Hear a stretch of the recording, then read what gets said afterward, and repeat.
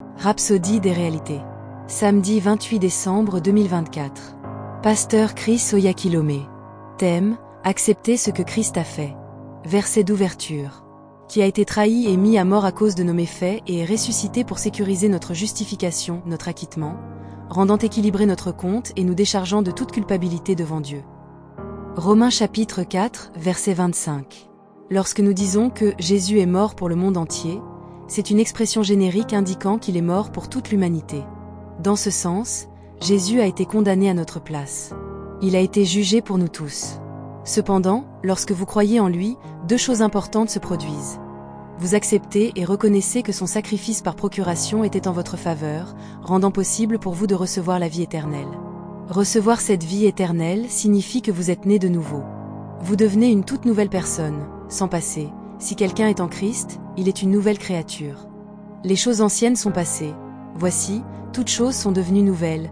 2 Corinthiens chapitre 5 verset 17. Maintenant que vous êtes une nouvelle créature en Jésus-Christ, comprenez que Jésus n'est pas mort pour les péchés de cet homme nouveau en Christ. La nouvelle vie que vous avez reçue lors de la nouvelle naissance est la vie de Dieu. Elle n'est pas entachée de péché. L'homme nouveau en Christ a été créé dans la justice et la vraie sainteté. Éphésiens chapitre 4 verset 24.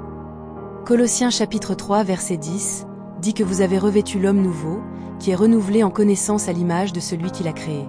Cette prise de conscience révèle pourquoi vous êtes justifiés. La Bible déclare: Jésus-Christ a été livré à cause de nos transgressions, mais il est ressuscité pour notre justification. Romains chapitre 4 verset 25. Désormais, étant justifiés, vous êtes en paix avec Dieu et vous êtes devenus la justice de Dieu en Jésus-Christ. Ceux qui ne comprennent pas cette vérité luttent quotidiennement, essayant d'être justes et de plaire à Dieu. Mais la clé est d'accepter la vérité de ce que Jésus-Christ a fait et de vivre par elle.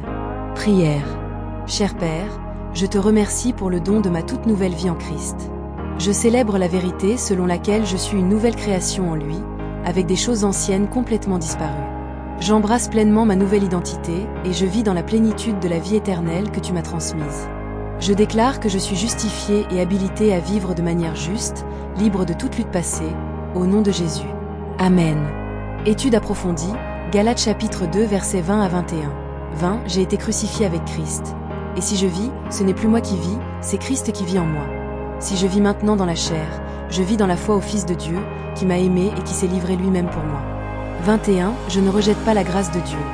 Car si la justice s'obtient par la loi, Christ est donc mort en vain. Romains chapitre 5, versets 12 à 17. 2 Corinthiens chapitre 5, verset 17. Si quelqu'un est en Christ, il est une nouvelle créature. Les choses anciennes sont passées, voici, toutes choses sont devenues nouvelles. Jean chapitre 10, verset 10. Le voleur ne vient que pour dérober, égorger et détruire. Moi, je suis venu afin que les brebis aient la vie, et qu'elles soient dans l'abondance. Lecture de la Bible en un an. Apocalypse chapitre 19, versets 11 à 21.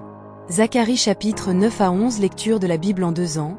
Apocalypse chapitre 21, versets 1 à 12. Zacharie chapitre 11 à 12. Prière du salut. Si vous n'êtes pas encore né de nouveau, nous vous invitons à faire de Jésus-Christ le Seigneur de votre vie en priant ainsi. Ô Seigneur Dieu, je crois de tout mon cœur en Jésus-Christ, Fils du Dieu vivant. Je crois qu'il est mort pour moi et que Dieu l'a ressuscité des morts. Je crois qu'il est vivant aujourd'hui. Je confesse de ma bouche que Jésus-Christ est le Seigneur de ma vie à partir d'aujourd'hui. Par lui et en son nom, j'ai la vie éternelle. Je suis né de nouveau.